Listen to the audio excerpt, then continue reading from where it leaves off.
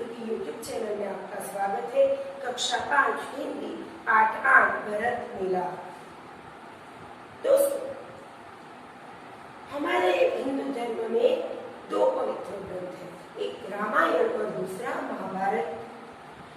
महाभारत हमारे जीवन के मूल्यों को उजागर करता है और रामायण हमें जीवन जीने की नई प्रेरणा देती है। दोस्तों, रामायण है वो हमें त्याग, बलिदान और समर्पण सिखाती है। भगवान राम है वो अपने पिता का कहना मानकर वन को जाते हैं और उसे लेने के लिए भरत है वो सारे अयोध्यावासी को लेकर और उसे राम को लेने के लिए जाते हैं। तो ये दो भाइयों का जो मिलन है, उस मिलन के प्रसंग को यहाँ पे चित्रित किया गया है।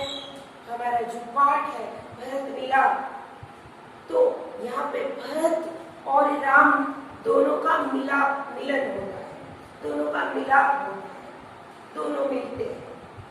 तो यहाँ पे पर्णकुटी का एक सुंदर छोटा सा प्रसंग है, वो हमें अभ्यास के रूप में दिया गया है।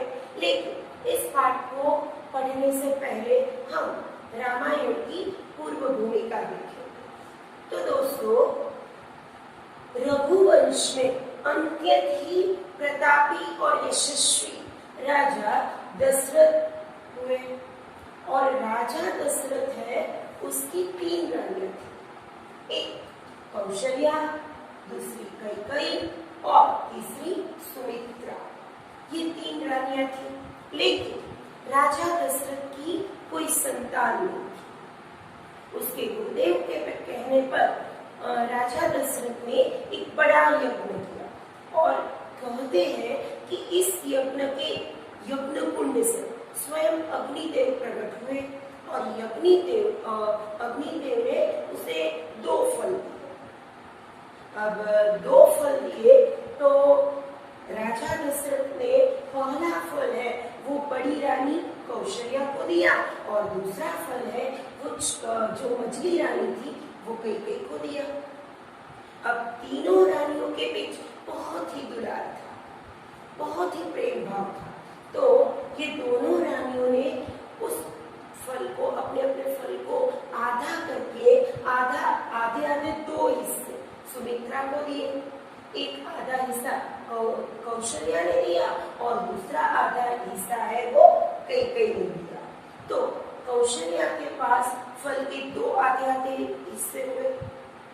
अब 9 मास के बाद कौशल्या के वहां एक पुत्र का जन्म हुआ जिसका नाम था भगवान राम।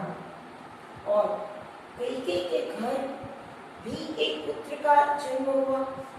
तो कैकेयी रानी के द्वारा जो पुत्र का जन्म हुआ उसका नाम था भरत। अब सुमित्रा, तो सुमित्रा को 2 फल के हिस्से मिले थे, इसलिए उसे 2 पुत्र हुए, पहला लक्ष्मण और दूसरा शत्रुघ्न। तो राजा दशरथ के यहाँ 4 पुत्र हुए। कौन से? तो राम, भरत, लक्ष्मण और शत्रुघ्न। तो ये 4 है वो भाई थे, राजा दशरथ के पुत्र थे। तो राजा दशरथ है वो बड़ी ही प्रतापी राजा थे, वो चक्रवर्ती थे। उसका नाम दशरथ कैसे पड़ा? तो कहा जाता है कि राजा दशरथ का जो प्रभाव था वो 10 दिशाओं पर था। 10 दिशाओं राजा दशरथ के द्वारा रक्षित थी, इसलिए राजा दशरथ का नाम दशरथ पड़ा। जो 10 दिशाओं का रक्षक है उसका नाम है दशरथ। अब उसके जो 4 पुत्र थे राम, भरत, लक्ष्मण और शत्रुघ्न, वो चारों एक दूसरों से ऊपर थे। दोस्तों, रामायण का हर एक पात्र है वो एक दूसरे से ऊपर है। अगर हम भगवान श्री राम का पात्र देखते हैं तो राम जैसा जीवन जीने वाला कोई भी नहीं, क्योंकि उसका पूरा जो जीवन है वो एक आदर्श जीवन है। अपने पिता का कहना मानकर वो अपने अयोध्या के सिंहासन को एक गेंद की भांति उछाल देते हैं, त्याग देते हैं कि मुझे नहीं चाहिए ये सिंहासन। सिर्फ माता पिता की आज्ञा के कारण वो अयोध्या का सिंहासन त्याग कर वन को चले जाते हैं। तो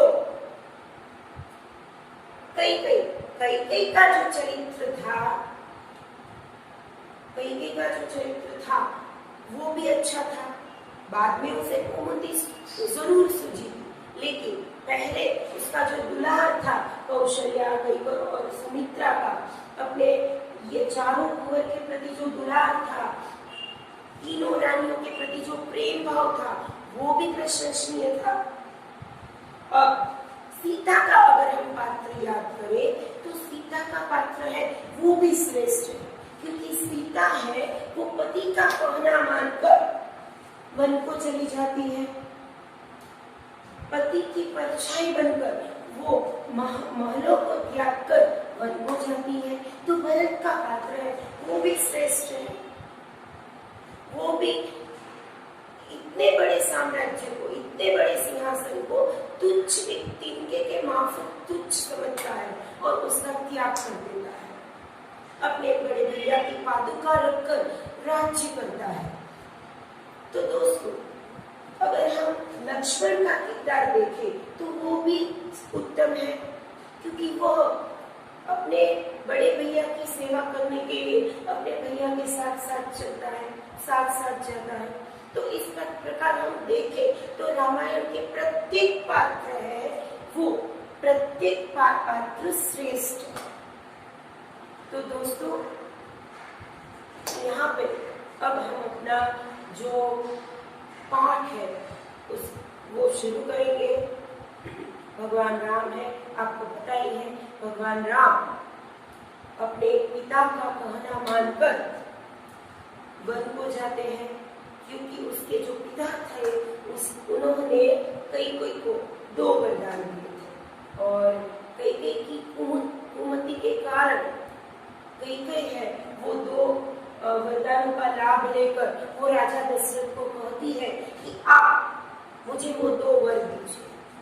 अब ये 2 वर हैं वो राजा दशरथ ने कैकेयी को कब दिए थे? तो एक बार एक बहुत बड़ा युद्ध हुआ और उस युद्ध में रानी कैकेयी थी, वो राजा की सारथी बनी हुई थी, और उसने जब राजा दशरथ घायल हो गए थे, मूर्छित हो गए थे, तब उसने बड़ी ही चालाकी से वो रथ बड़ी ही चालाकी से निकाल लिया, और इस प्रकार रानी कैकेयी ने राजा दशरथ के प्राण बचाए थे। तो तभी राजा दशरथ ने उसे 2 वर मांगने के लिए कहे थे, लेकिन रानी कैकेयी है वो 2 वर नहीं मांग और कहती है कि मैं समय आने पर मांग लूंगी। अब इस बात को तो कई वर्ष चले हो गए थे, लेकिन जब राम का राज्याभिषेक होता है तब राज्याभिषेक के अगले दिन कैकेयी के मन में कुबुद्धि सुझती है और वो राजा दशरथ से 2 वर मांगती है। पहला वर यह है कि वो राम को वनवास दे, और दूसरा वर वो है कि वह भरत को अयोध्या का राजा बनाए। तो यह कैकेयी के 2 वर थे। तो दशरथ तो वचन के पक्के थे, इसलिए दशरथ ने राम को वनवास भेजा, और राम है वो पिता का कहना मानकर वनवास चले गए। तो फिर जब ये सारी घटना घटती है तो भरत है वो अपने ननिहाल में थे। जब वो वहां से आते हैं तब उसे पूरी घटना का पता चलता है, और वह अपने भाई को लेने के लिए पर्णकुटी में जाते हैं। वहां पे भगवान राम, सीता और लक्ष्मण एक छोटी सी कुटिया बनाकर वहां कुटिया का निर्माण कर वहां पे रहते थे। पर्णकुटी का जो वातावरण था वो बड़ा ही प्राकृतिक था, बहुत ही मन को भाने वाला था, सुंदर अद्भुत वातावरण था। पास में मंदाकिनी नाम की जो गंगा है वो बहती थी, उसकी शीतल धारा बहती थी और चारों तरफ हरियाली थी, एकदम शांत वातावरण। तो वहां पर जो भरत है वो जाते हैं और जब भरत जाते हैं तब लक्ष्मण उसे दूर से देखते हैं। साथ में बड़ी सी सेना थी, अयोध्यावासी थे, तो उसको देखकर लक्ष्मण है वो क्रोधित थे। उसका जो स्वभाव था वो क्रोधी प्रकृति के थे, इसलिए वो क्रोध में आ जाते हैं और वो कहते हैं भगवान राम बड़े भैया वो देखिए भरत आ रहा है बड़ी सी सेना लेकर। भगवान राम बोलते हैं कि तो क्या है?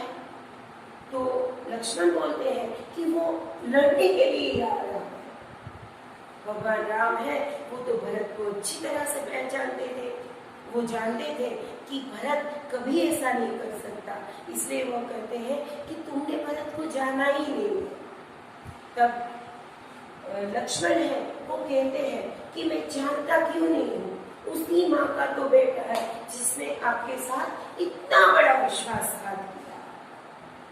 तो राम है वो लक्ष्मण को कहते हैं कि तुम्हें ऐसा नहीं बोलना चाहिए, ये गलत बात है। कई है वो हमारी माता है, वो हमारे लिए कौशल्या के समान है, तुम्हें हमारी माता के लिए ऐसे वचन नहीं बोलने चाहिए। और भरत है वो कभी भी ऐसा नहीं कर सकता। अब जब इतनी बार दोनों भाइयों में इतना वार्तालाप होता है तभी भरत है वो अयोध्यावासी के साथ वहां पे आ पहुंचते हैं और वह राम के चरणों में गिर जाते हैं और राम है वो उसे उठाकर गले लगा लेते हैं और यहाँ पे राम और लक्ष्मण दोनों का मिलन होता है, दोनों का मिलाप होता है। तो इसलिए दोस्तों हमारे पाठ का शीर्षक है भरत मिलाप। तो यहाँ पे जो शीर्षक है वो यथार्थ योग्य, बिल्कुल योग्य है। तो दोस्तों अब हम आगे का प्रसंग है वो हम अगले प्रकरण में देखेंगे।